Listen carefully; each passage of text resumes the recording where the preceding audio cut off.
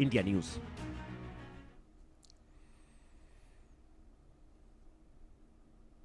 ये अभी से नहीं, कई दिनों से इस तरह की चर्चा चल रही है कि दोनों ठाकरे ब्रदर्स साथ आ सकते हैं, और अगर साथ आ गए तो महाराष्ट्र की राजनीति में क्या होगा। सामना के मुख्य पत्र पर जिस तरीके से दोनों भाइयों का फोटो लगा है, ठाकरे ब्रदर्स का फोटो लगा है, महाराष्ट्र की सियासत में लगातार इसे लेकर चर्चा हो रही है। लेकिन उद्धव ठाकरे कहते हैं कि मैं संदेश नहीं देता बल्कि सीधी खबर देता हूं। समझने की कोशिश करेंगे। रत्नाकर सिंह प्रवक्ता बीजेपी मेरे साथ मौजूद हैं, चंद्रशेखर झा प्रवक्ता शिवसेना यूबीटी मेरे साथ मौजूद हैं, हेमंत कामले नेता एमएनएस और हेमंत सावंत वरिष्ठ पत्रकार मेरे साथ होंगे। समझने की कोशिश करेंगे। सबसे पहले वरिष्ठ पत्रकार के पास चलेंगे और जानेंगे कि आखिर वो क्या मानते हैं। हेमंत साहब, महाराष्ट्र में दोनों भाइयों का फोटो एक बार फिर से चर्चा में है, और दोनों भाइयों का फोटो अगर मुखपत्र सामना में आ रहा है तो स्वाभाविक तौर से, क्योंकि ये उद्धव ठाकरे का संपादकीय माना जाता है, तो यह मान लिया जाए कि अगर दोनों का फोटो साथ में आ रहा है, इसे लेकर आर्टिकल लिखा जा रहा है, तो कहीं ना कहीं उनकी सहमति है। और उद्धव ठाकरे कह भी रहे हैं कि मैं संदेश नहीं देता हूं बल्कि सीधी खबर देता हूं, तो यह मान लिया जाए कि बहुत जल्द खबर आने वाली है। सही है। हमारे देश में ये दो पक्ष ऐसे हैं कि जो दोनों पक्ष के विचारधारा एक ही है। चार मुद्दों पर ये पक्ष खड़े हैं। एक भूमिपुत्र का संरक्षण, महाराष्ट्र का विकास, मराठी भाषा का आग्रह और हिंदुत्व। अभी ये चारों मुद्दे अगर उनके साथ एक ही है, और जब उन्होंने राज ठाकरे जी ने 9 मार्च 2006 को ये जो पार्टी बनाई, तो उसका कारण था, तो उन्होंने जो दिया था वो कारण ऐसा है कि शिवसेना एक छोटे क्लर्कों द्वारा संचालित किए जाने वाली पार्टी है। जब 2003 में उद्धव ठाकरे जी को नेता बनाया गया, तो उसके बाद में 3 बरस ऐसे ही गए कि जिसमें राज ठाकरे जी को कुछ स्थान नहीं था। वो उनके बताए गए उम्मीदवार खड़े नहीं किए जा रहे थे। स्थानिक प्रशासन में उनका कोई सहभाग नहीं था, तो इसलिए उन्होंने नया पक्ष बनाया। मगर दोनों पक्ष की एक ही रणनीति है, और वो रणनीति में एक दूसरे के साथ कंपटीशन करके, अभी उनको दोनों को ध्यान में आया है कि एक दूसरे के साथ कंपटीशन करके आगे नहीं जा सकते हैं। महाराष्ट्र की राजनीति में अगर देखा जाए तो भारतीय जनता पार्टी ने कई सारे प्रयोग किए। उन प्रयोगों में एक बड़ा प्रयोग यह भी था कि किस तरीके से क्षेत्रीय पार्टियों को तोड़ा जाए और उनके नेताओं को अलग करके एक नया गठबंधन खड़ा किया जाए, और उसके बाद उनके साथ मिलकर सरकार बनाई जाए, और बीजेपी इस प्रयोग में सफल भी हुई है। लेकिन अगर ये दोनों भाई साथ आते हैं तो क्या 8 करोड़ मराठी वोटरों को फिर से अपने साथ ले पाएंगे? संकेत एक बड़ा है। और अगर ये दोनों साथ आ रहे हैं, एक मंच पर आ रहे हैं, पुरानी उपस्थिति दर्ज कराएंगे, तो क्या भारतीय जनता पार्टी के माथे पर शिकन? इस बात को लेकर है, ये बताएंगे बीजेपी के प्रवक्ता रत्नाकर सिंह। रत्नाकर जी, बताइए क्या कहेंगे?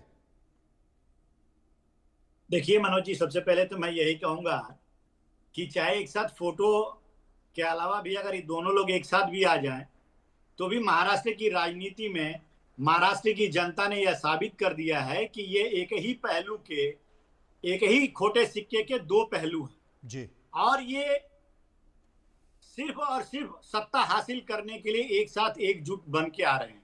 और पिछले चुनाव में अगर आप देखेंगे तो भारतीय जनता पार्टी 149 सीट पे चुनाव लड़ी थी और 132 सीटें हासिल किया। वहीं पे अगर शिवसेना यूबीटी की बात कर लूं तो राज्य के 288 सीटों में सिर्फ 20 सीट हासिल कर पाई, और मनसे का तो खाता भी नहीं खुला, अपने पुत्र को भी नहीं जिता पाए। महज 1.5% वोट में ये सिमट के रह गए। तो ये दोनों पार्टियां महाराष्ट्र की जनता ने साबित कर दिया है कि एक ही खोटे सिक्के के दो पहलू हैं। इनकी नीति और नीयत ने जो है इनको हाशिए पर लाके खड़ा कर दिया है। वहीं पे अगर आप देखेंगे कि भारतीय जनता पार्टी का जो नीति है और जो कार्यशैली है माननीय फडणवीस जी के नेतृत्व में वह जनता उसको सराखों पे बिठाई है और उसको सम्मान दे रही है। कोई भी योजना, विकास के कार्य हो, योजना है, वो जनता तक सीधे लाभान्वित हो रहे हैं और सीधे उसका फायदा मिल रहा है। देखिए, भारतीय जनता पार्टी को सर्व समाज जुड़ा हुआ है, उसमें मराठी समाज भी जुड़ा है, गुजराती समाज भी जुड़ा है और माननीय कृपा शंकर सिंह जो उत्तर भारतीय नेता है, उनके नेतृत्व में उत्तर भारतीय भी समाज जुड़ा हुआ है। तो ये सारे समाज भारतीय जनता पार्टी के साथ जुड़ करके और भारतीय जनता पार्टी को एक ह्यूज मैंडेट दे चुके हैं। तो आने वाले मनपा चुनाव में भी आप देखेंगे कि इन लोगों का सुपड़ा बिल्कुल साफ होने वाला है। और जिस तरह से शिवसेना ने सालों तक मनपा पे राज किया और कार्य जो है उनका कुछ नहीं किया, आज भी अगर बारिश पहली होती है तो आज भी पानी जो है भर जाता है, रोड पे गड्ढे नहीं भरे जाते हैं। ये मुंबई की जनता जानती है और ये देख रही है मुंबई की जनता। इसलिए मुंबई की जनता भी इस बार यह निश्चित कर चुकी है कि वह भारतीय जनता पार्टी को मनपा के चुनाव में पूर्ण बहुमत के साथ। रत्नाकर सिंह जी, भारतीय राजनीति में बहुत ऐसे उदाहरण हैं कि राजनीति का ऊंट किस करवट बैठ जाता है पता ही नहीं चलता है, क्योंकि जनता का मन और मस्तिष्क में आज कोई है और कल वो नहीं रहेगा, कहा नहीं जा सकता। आपने कहा कि एक खोटा सिक्का है और उसके दो पहलू हैं, उद्धव ठाकरे और राज ठाकरे। लेकिन जब ये खोटा सिक्का, जब पहले भी आप आरोप लगाते रहते थे, उन खोटे सिक्के के दो पहलुओं में दोनों बड़ी राजनीतिक पार्टियों में एक एक पहलू तो आपके साथ आ गए, अब वो आपको खोटे नहीं लगते। लेकिन आगे की स्थिति क्या होती है? हेमंत कामले, नेता एमएनएस, हमारे साथ मौजूद हैं। हेमंत साहब, क्या अब फिर से एक मंच पर दोनों ठाकरे बंधु साथ आ जाते हैं, दोनों ठाकरे भाई साथ आते हैं, तो क्या वाकई ये 8 करोड़ मराठी मानुषों को एक साथ जोड़ पाएंगे? अब लेकिन दूर की बात हो गई, क्या कहेंगे? महाराष्ट्र की जनता जो है, उन्होंने जो बीजेपी को पूरे ये समय की विधानसभा में ये सवाल मेरा हेमंत कामले साहब से, जो कि एमएनएस के प्रवक्ता है। नमस्कार। वो नाम हमारा हेमंत सामंत साहब है और मेरा हेमंत कामले, तो नाम सामंत से उन्होंने कहा, तो नमस्कार। अब मैंने रत्नाकर सिंह जी की बात सुनी और उन्होंने कहा कि एक ही खोटे सिक्के के दो पहलू है। भाई, एक सिक्के के दो खोटे पहलू की इतनी आप चिंता क्यों कर रहे हो और इतना आप टेंशन क्यों ले रहे हो? पहली बात, जिस ठाकरे साहब का हाथ पकड़ के आप महाराष्ट्र में फैल गए, उन ठाकरे साहब के पार्टी को आप इतना कोस रहे हो जिनके साथ आप 25 साल रहे। रही बात हमारा शिवसेना उद्धव ठाकरे गुट के साथ होने वाला गठबंधन, ये तो आने वाला समय ठहराएगा कि किस तरह से गठबंधन होने वाला है। दो नेता अलग अलग पार्टियों के प्रमुख होने के साथ साथ दो भाई भी है, अब वो दोनों तय करेंगे।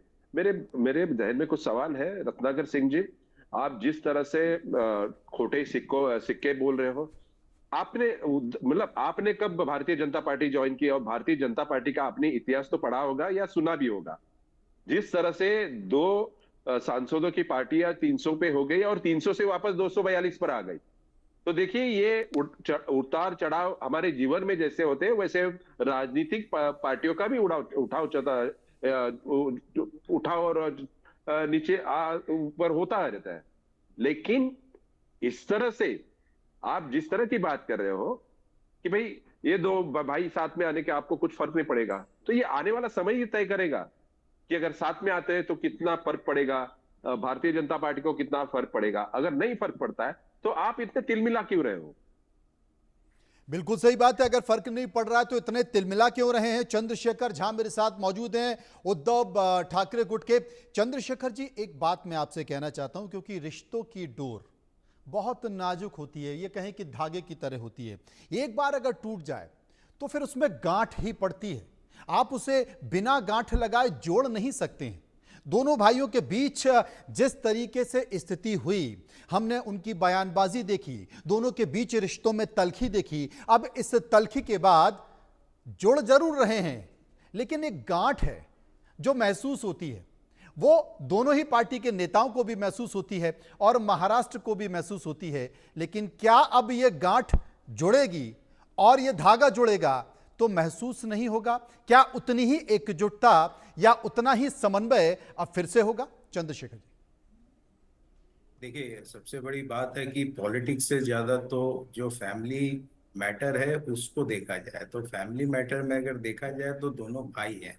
तो ऐसी बात नहीं है कि ऊंच नीच किसी फैमिली में नहीं होता है। अगर ऊंच नीच होता है तो उसका जो है वो संबंध पे असर पड़ सकता है, लेकिन कुछ दिनों तक के लिए हो सकता है। बट ऐसी बात नहीं है कि संबंधों पे बहुत गहरा असर पड़ता है। इस मौके में जो है वो दोनों को साथ आने की अगर जगह बनती है तो आना चाहिए। और ये काफी महाराष्ट्र के लिए बहुत बड़ा जो है एक मिसाल तैयार होगा। और पॉलिटिक्स की जहां तक बात करें तो बीजेपी शायद लगता है अब वो ईगो में आ चुकी है कि वो सोचती है कि सारी जिंदगी उनका जो है महाराष्ट्र में जो है वो राज चलेगा। तो ये एक परमानेंट सोल्यूशन की तरह ये सोच रहे हैं, लेकिन ऐसी कोई बात नहीं है। पॉलिटिक्स में जो है परमानेंसी बोल के कोई चीज होती नहीं है।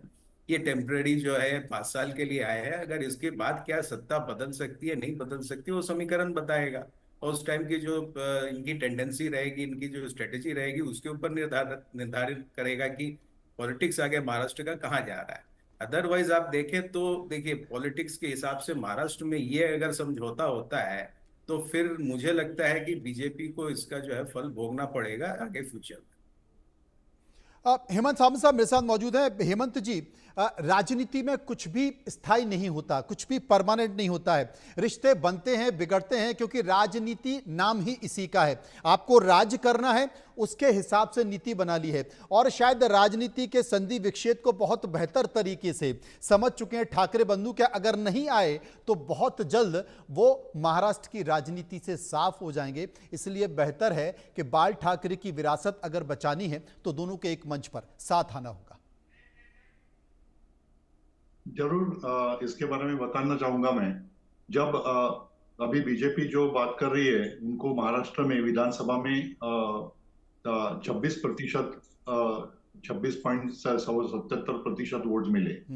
और वैसे देखा जाए तो जो शिवसेना के 2 गुट बन गए, तो उनमें से उद्धव बालासाहेब ठाकरे को 10% तक वोट मिले हैं और शिंदे गुट को 12-12.25% वोट मिले।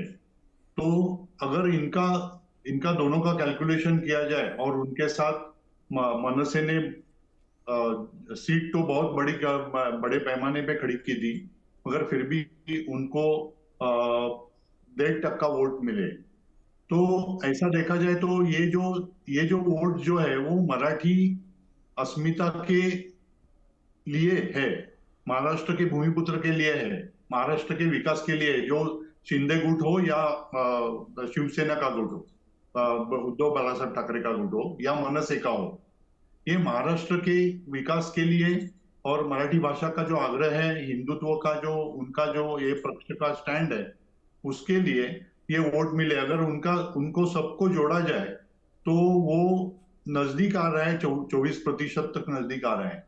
तो इसका यही मुख्य कारण है कि ये उनको ही नहीं, सब शिवसैनिकों की ये मनोकामना है, जो पहले से शिवसेना पक्ष के साथ रहे, बाला साहब होने तक शिवसेना के पास साथ रहे, बाद में भले बिखर जाए, मगर उनकी सबकी ये इच्छा है कि ये मनोमिलन होना चाहिए। और उसके लिए अभी आप देखेंगे तो सामना के मुख्य पृष्ठ पे ये फोटो आना ये बहुत बड़ी बात है। और दूसरा है कि आजकल जो उनके जो मनसे के लीडर है, देशपांडे साहब हो गए या जाधव साहब हो गए, उनके भी बयान ऐसे देखते हैं कि अभी मुद्दा इतना ही रहता है कि प्रस्ताव कौन आगे रखता है। प्रस्ताव आगे कौन रखता है, लेकिन संकेत तो दिखाई दे रहे हैं कि दोनों बहुत जल्द साथ आते हैं। माहौल बनाने की कोशिश की जा रही है। रत्नाकर जी मेरे साथ मौजूद हैं। रत्नाकर जी, महाराष्ट्र की राजनीति में कभी भी कुछ हो जाता है, कभी रोटी इस साइड पलट जाती है, कभी रोटी उस साइड पलट जाती है।